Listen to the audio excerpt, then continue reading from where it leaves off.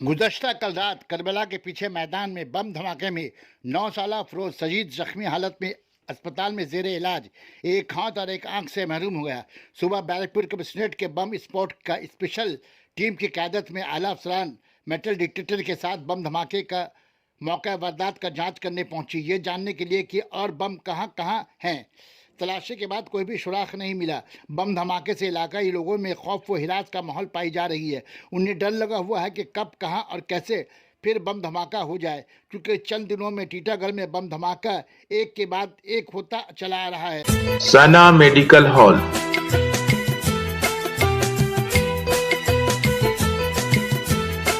%10 discount on every medicine. Oxygen cylinder also available.